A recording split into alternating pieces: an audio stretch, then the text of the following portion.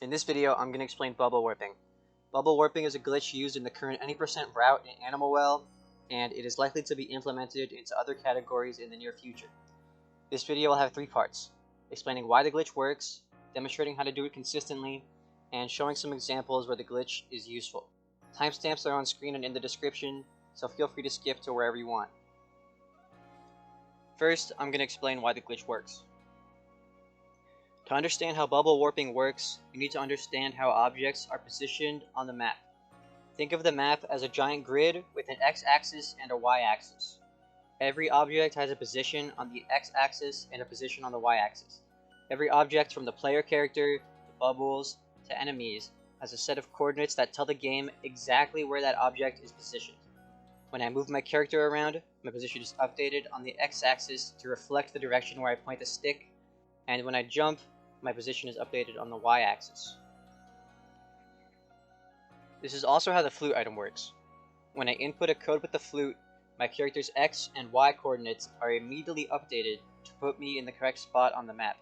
When I input this code, my coordinates are updated to the bottom left of the map, and when I input this code,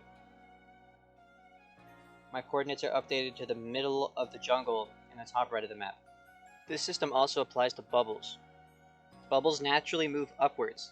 As you can see here, when I spawn the bubble, it's slowly moving up on the y-axis. When I land on a bubble, my position on the y-axis is updated to a position on top of the bubble, and while I'm standing on the bubble's position on the y-axis is updated, causing the bubble to go down.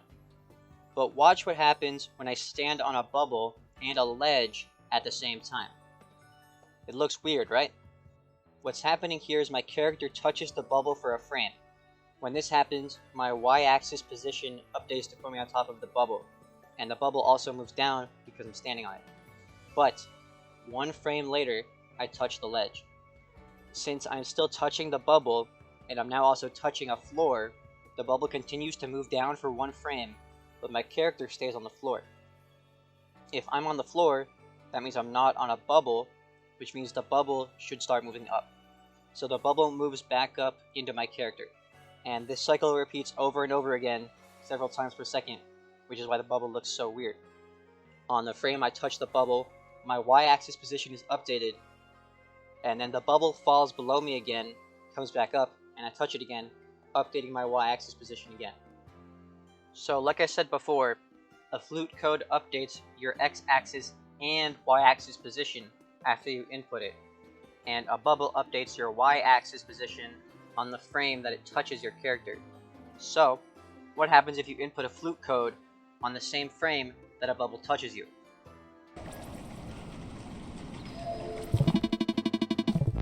I get teleported to the Bobcat room.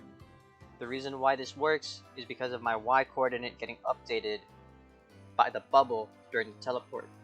When I input the flute code, the game wants to update my x-axis and y-axis positions to put me into this room in the bottom left corner of the map.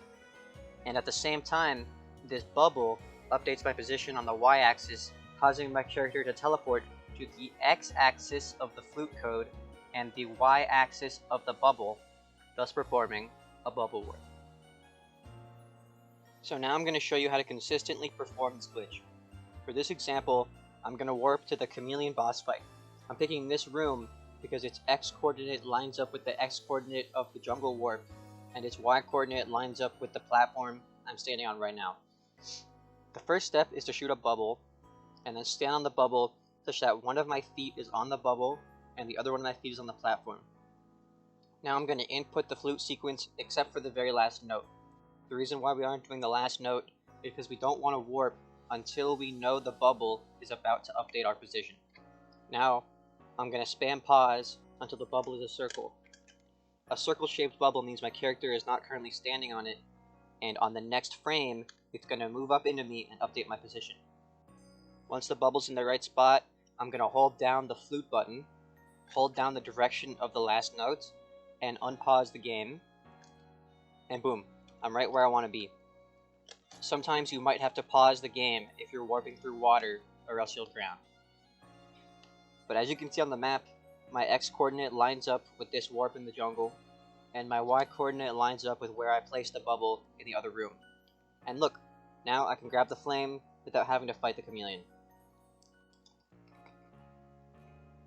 So finally, I want to show you some examples where the warp might be useful. Here's the same clip as before, where I warp to the bobcat. Here's a clip where I warp to the manticore fight without needing a lantern. And, of course, a warp straight to the end of the game.